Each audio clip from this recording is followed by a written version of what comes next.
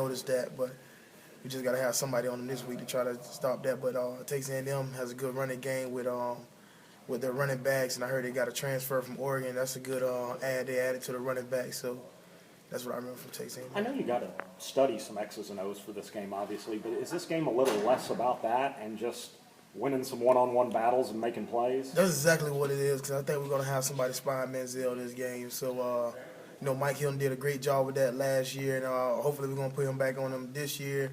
And, our corners and our defensive backs got to step up this week, because I know they're going to throw the ball to Mike Evans a lot. And he's a great receiver, a very tall receiver, so we're going to have to make some plays on Mike Evans. How do you think this team has just handled how the last 2 weeks have gone? I mean, things got built up to such a high point after 3-0, and now you guys are where you are.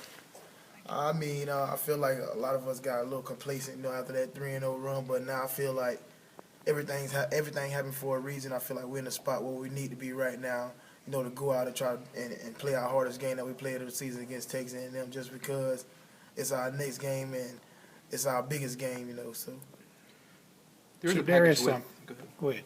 There was a package with you and Denzel a little bit on Saturday. How do you think that went? The package went pretty good. They told us we're gonna put something else in this weekend that we're gonna run. They want to try to get me and Denzel on the field at the same time. We're both playmakers. We're both fast. We both have speed. It's just they want to try to get 2 playmakers on the field and see how good it'll be.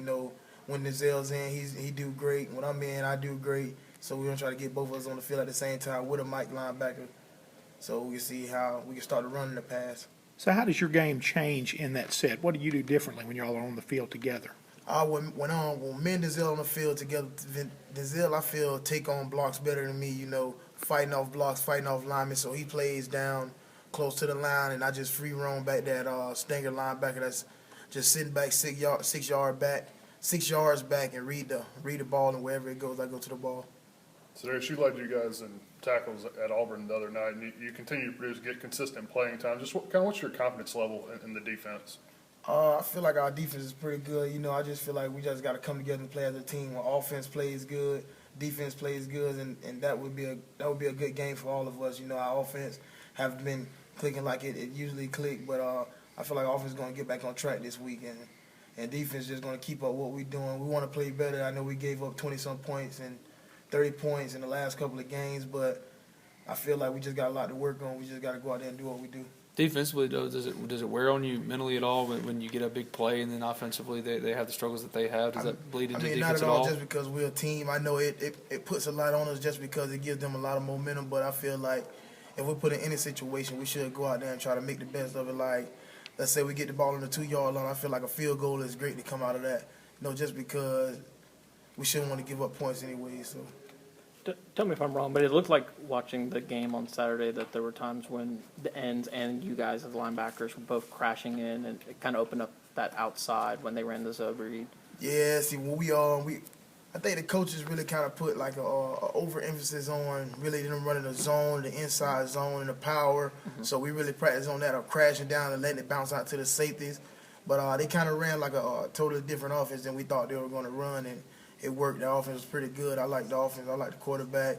And it's just something that we got to look at this week. We look at Manziel. It's a lot that you got to try to do to stop Manziel. He won Heisman last year. So we're just going to try to look into that and look at Manziel and see what he got going on, try to stop him. How much did you guys work on the read option last week? We worked on it a lot. It really wasn't a read option. It was like the zone read. Yeah.